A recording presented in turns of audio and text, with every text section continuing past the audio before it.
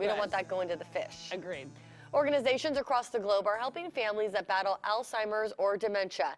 And today's their day to bring awareness for World Alzheimer's Day. Lyndsey Franceschi joins us now with more on the warning signs to look out for. Good morning, Lyndsey. Did I say your last name? Good morning, Franceschi. Franceschi. Okay, there it is. Good morning.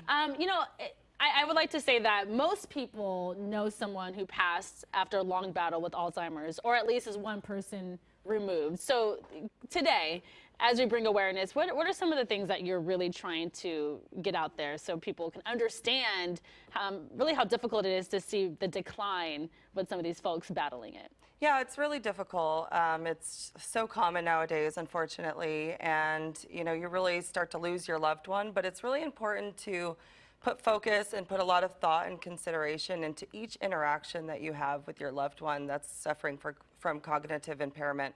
You know, they often are fearful, they're nervous, they are confused with where they are and who they are.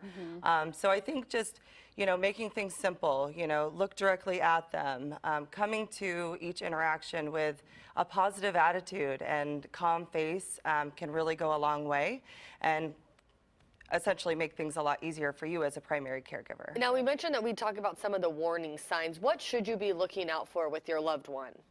Definitely changes in personality. So the loved one that you might have known before, there's going to be changes, and that can be, you know, progressive or a rapid decline. But agitation, confusion, again, repetition, asking the same question over and over. These are all signs of possible dementia. And so if we do notice that in our loved one, what's some of the steps that people need to take? I think definitely go and try to get a diagnosis. It's important to understand, you know, what your loved one is suffering from. There's a huge umbrella of dementia, and, but it's not all the same. Some is caused by brain injury, some is just disease or genetic. So that would be a first step. And then I think really just understanding how to tolerate it the best you can. It's difficult, so go to the support groups that are available here in Sacramento or where you live.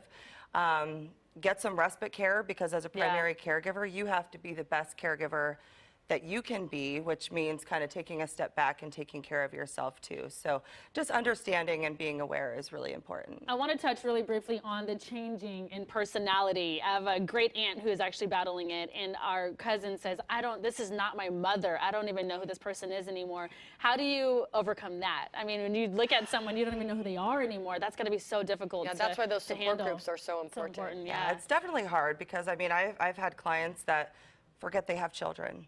As a mother myself, you think, how in the world could you forget that you know, birthed children and that you're a mother?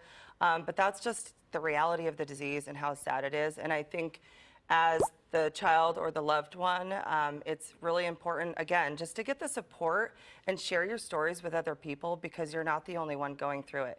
There's some odd 10 million cases, you know, new cases each year. So it's something running rampant, and we just all have to be very aware and get the tools and resources. And that's kind of what we do, you know, as Right at Home. We provide caregivers that come into the home that can help with the respite, help with the just daily interactions, which fit is very important in that as well. Just having that, you know, kind face, someone coming to the table that's going to put them at ease rather than, you know, agitate them. All right, Lyndsey, thank you so much for joining us. Thank you for having me. We'll see you right after the break.